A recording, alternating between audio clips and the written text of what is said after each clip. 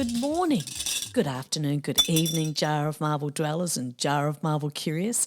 My name is Linda and this is Jar of Marbles. I am so pleased that you've made it. Here we go again into another exciting week, another fantastic part of our lives. I hope that everything's going really well in your life, and if it's not, well, hey, let's spend 20 minutes together and maybe we'll just feel a little bit better together. But this week, I wanted to talk a little bit about Vaudeville and Fascinations. I grew to have a bit of a fascination of Vaudeville for a few reasons, least of which was the actual entertainment provided by Vaudeville.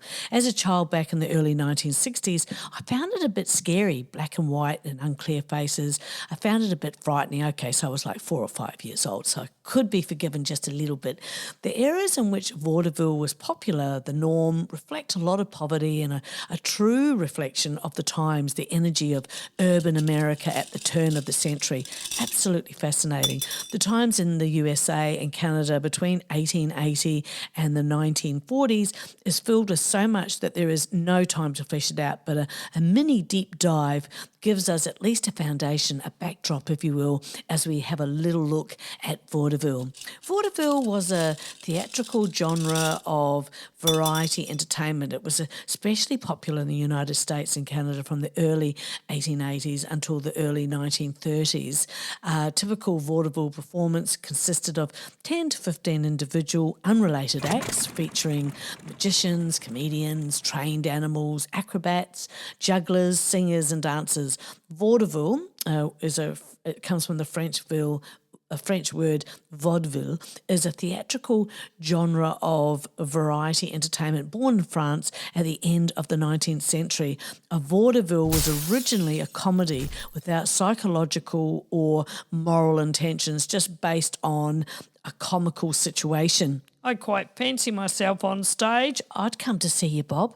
Vaudeville was influenced by the circus, minstrel shows and other types of entertainment. It also reflected the social and cultural changes of America at the time, such as increased diversity, upward mobility and changing tastes.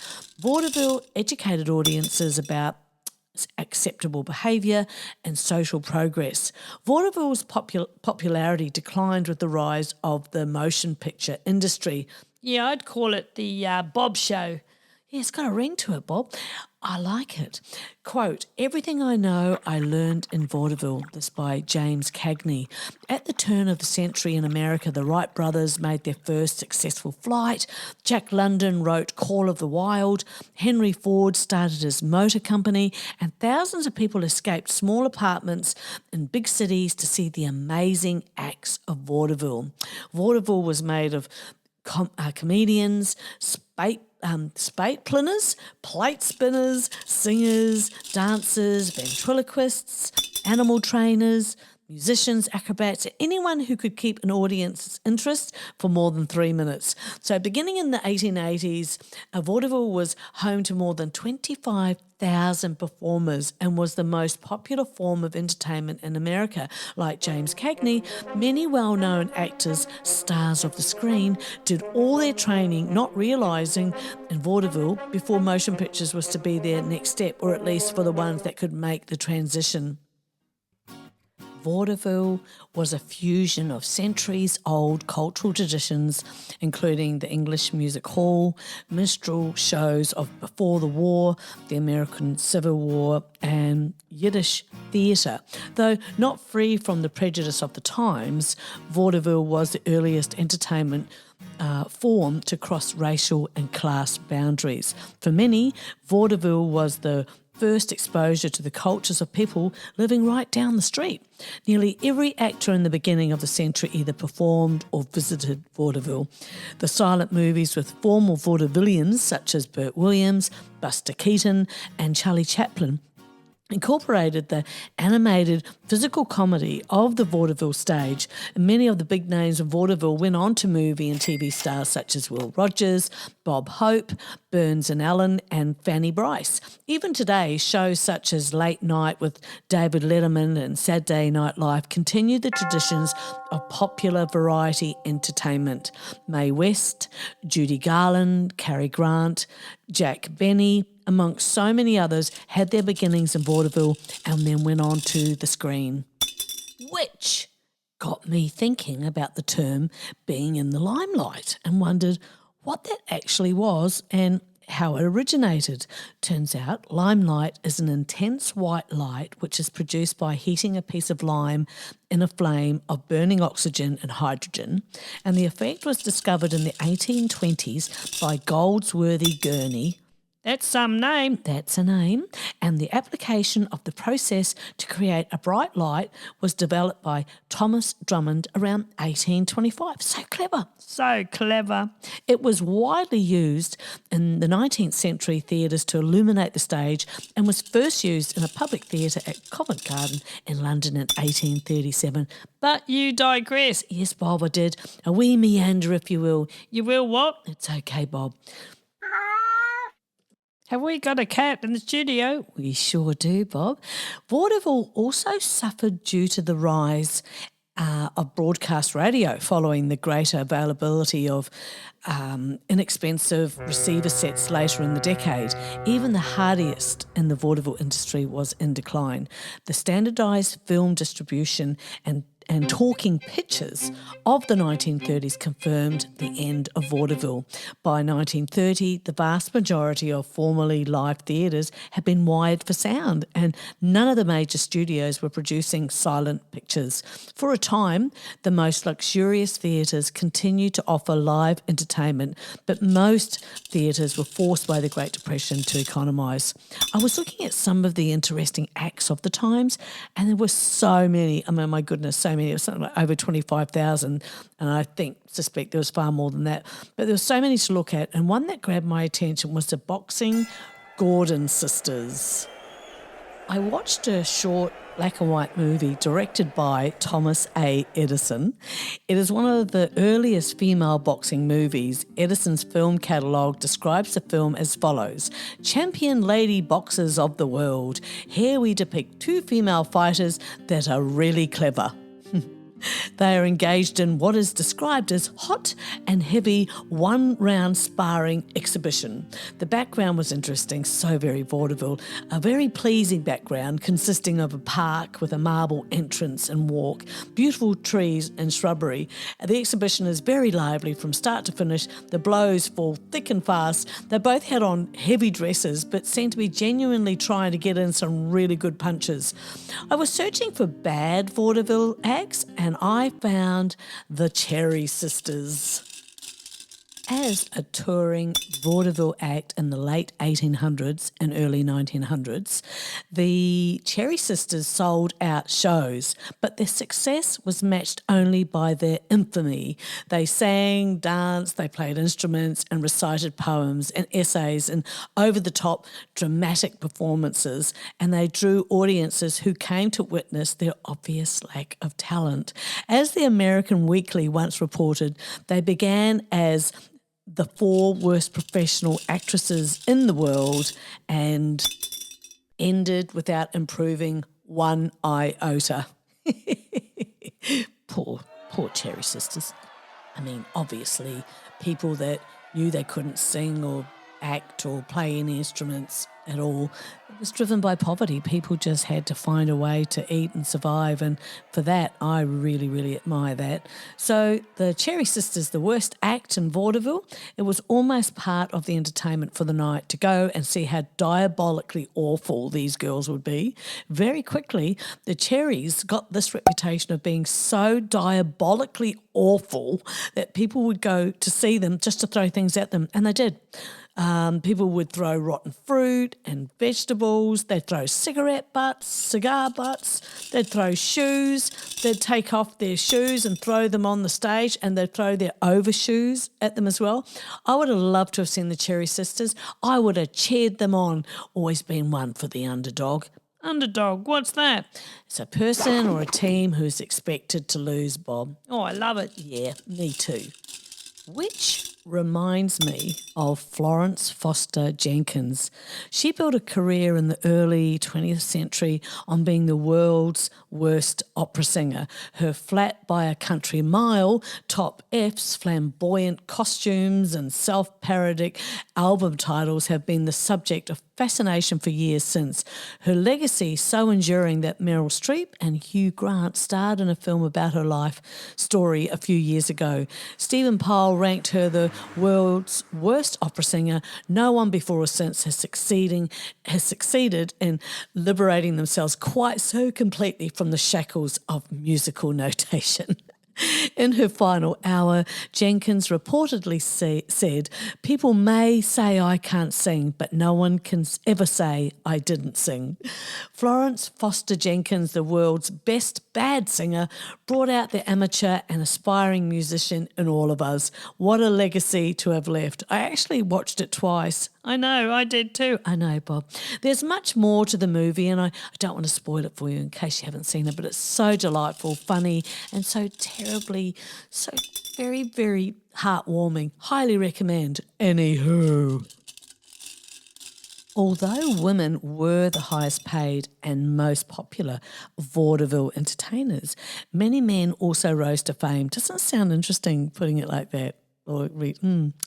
Martin Beck, the Orpheum Circuit founder, discovered magician Harry Houdini. Houdini earned the title the Greatest Showman. However, it was Al Johnson who critics and fellow entertainers considered the most influential male performer in vaudeville.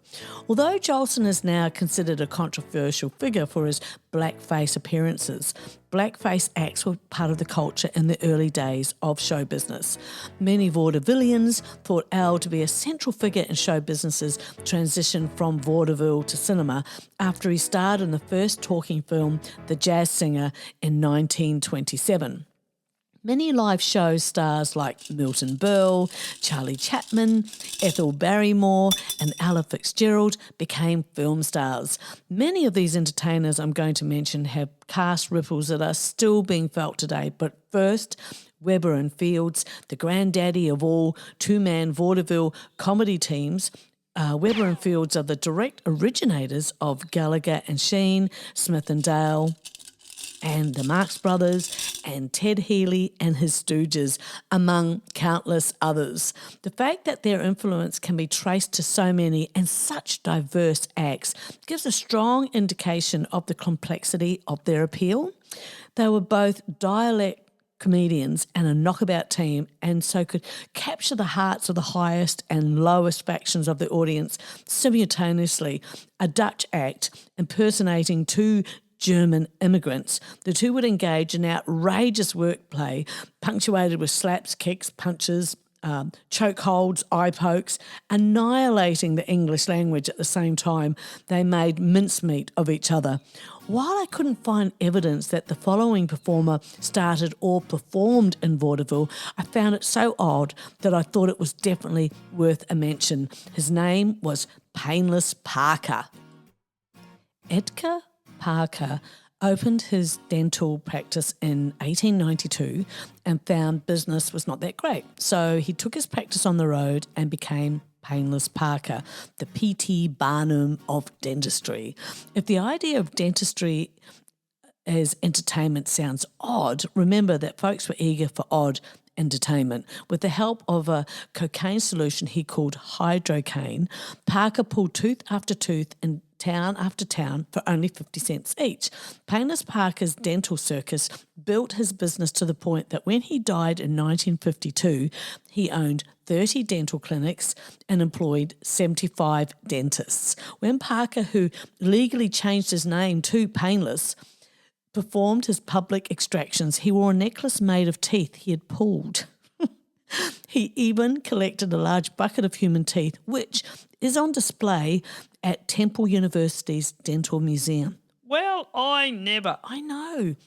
Now, P.T. Barnum, as mentioned above, was also a really famous American. He was an American showman, an entrepreneur, and this guy was insane with his outlook and achievements, just amazing. I'm a fan. He founded 2 American museums and a circus where he had various acts and hoaxes General Tom Thumb, the Fiji Mermaid, and Jumbo the Elephant.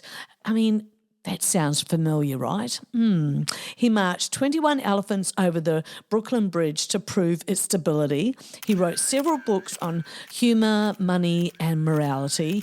He co-founded Tufts University and supported various causes such as temperance, emancipation and education. Tufts remains a small liberal arts college. Well, it remained a small arts liberal college until in the 1970s when it transformed into a large research university offering several doctorates. He was a forward thinker by the times, for the times by all appearances. Oh, I can't talk today, but anyway, that was a bit unusual but hilarious, I felt. But it gets more interesting.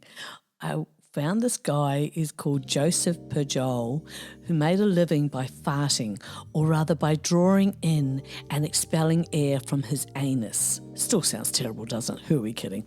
He first shared his talent while serving in the French army and began performing professionally in 1887. Pujol, who went by the name Le Potomain on stage, his stage name combines the French verb Peter, to fart, with the main, which is maniac suffix, which translates to fartomaniac. This made more sense reading it. Now that I'm trying to say it, it's like, sounds a bit confusing, but anyway, I'm sure you get the point. We do. Good. The profession is referred to as flatulist, farteur or fartiste. He performed fully clothed for most audiences and drew gasps and laughter from the crowd with the sounds he made, from impressions to melodies, including tricks like blowing out candles. He headlined at the Moulin Rouge in Paris for 2 years, then travelled through Europe. Pujol retired during World War I and returned to his former career as a baker in Marseille. The only available film of his performance is sadly silent. Yeah, I know, unbelievable, but true.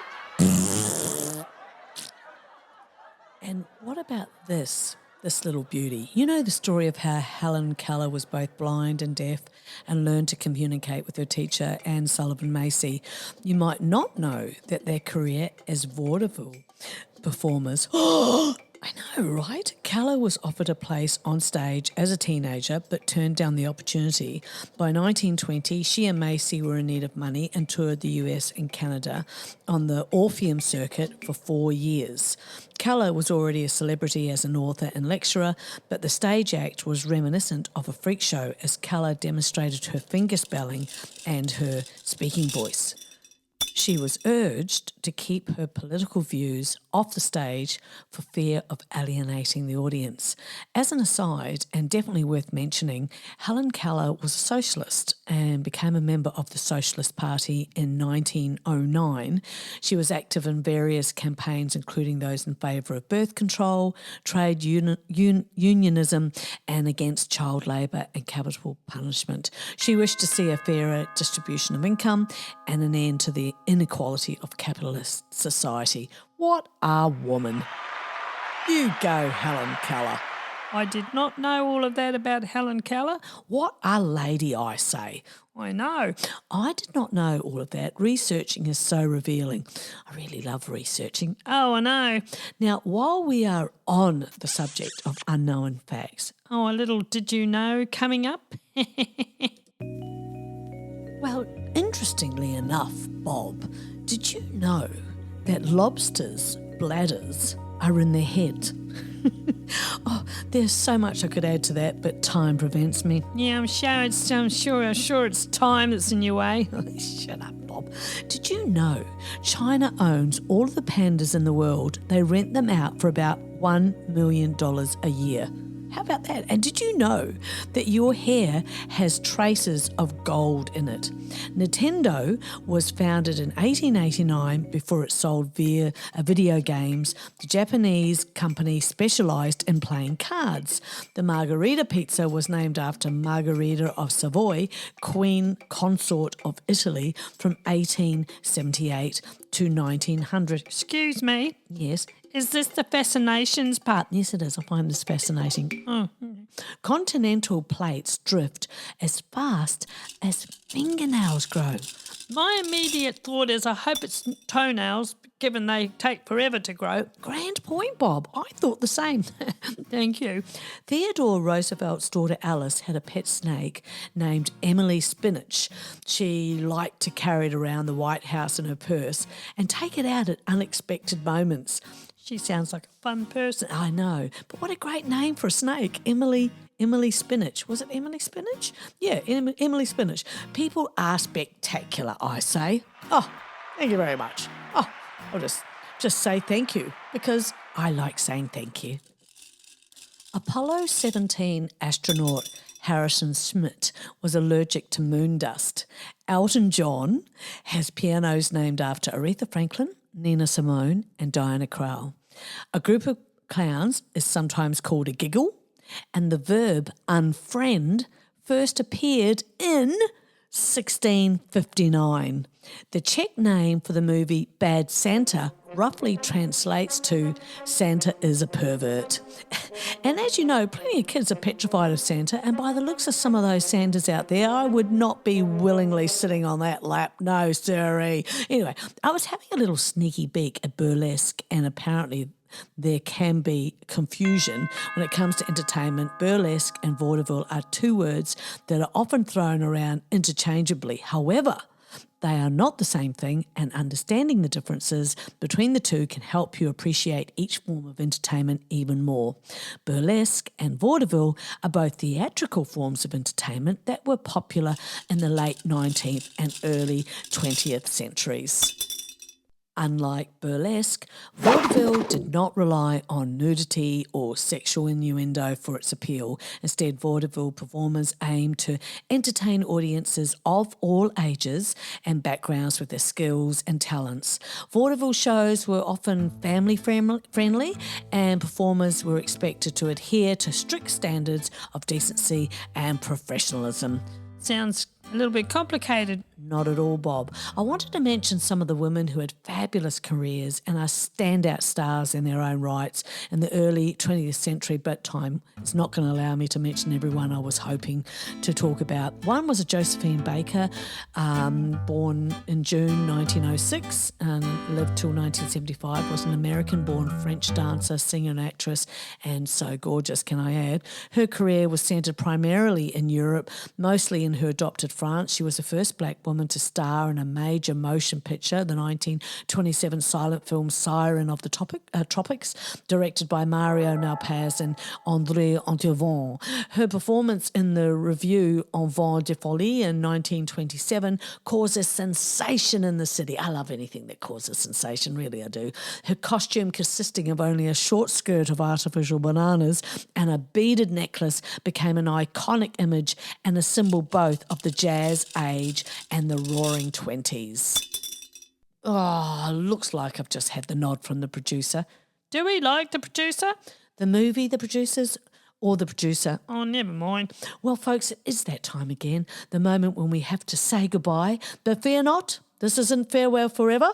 Before we wrap up today's episode, I want to remind you of, remind all of you, wonderful listeners, to make sure you subscribe to our podcast. That way you won't miss a single exciting episode when we return. So appreciate it. So until next time, we're sending you our very best wishes for great health, unforgettable experiences, and lots of laughter. Remember, life is full of stories waiting to be shared, and I love the idea of being a part of your journey. So stay curious, stay inspired, and most importantly, stay connected with us. Yeah, with us. A big thank you, and welcome to our new followers, and welcome. We'll be eagerly waiting to welcome you back to our podcast family. So say g'day to the family for me. Give the funnel web spider a careful wink, and we'll see you next time. Bye. Okay. Bye-bye. Bye, Bob.